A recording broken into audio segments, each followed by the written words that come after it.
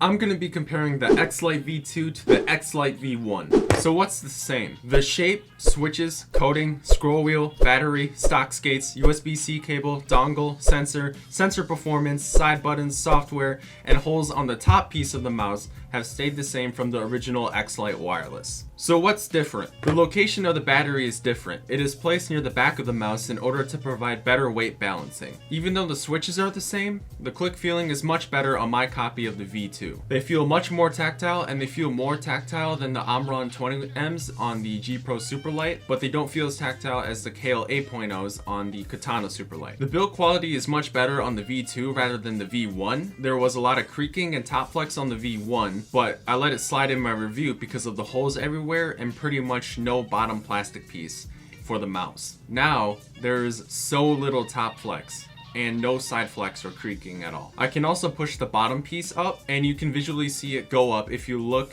at this little slit. That sucks, but it's such a minor thing that won't affect you at all. Otherwise, amazing stuff by Pulsar. I'm really happy and satisfied with their construction of the V2. The scroll wheel is raised, and it makes scrolling a lot easier on the V2 compared to the V1. Although the tactility feels decreased on the V2, which sucks, but it's not a huge deal for me. It still retains the silence while scrolling, which is awesome. The majority of the holes are gone now on the sides of the mouse, which is great.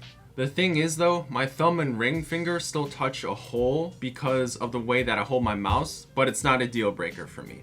The cons that I have for the mouse are the very slight top flex when you push down on the mouse, the fact that the sides aren't completely covered, and the decreased tactility on the scroll wheel. Otherwise, that's it.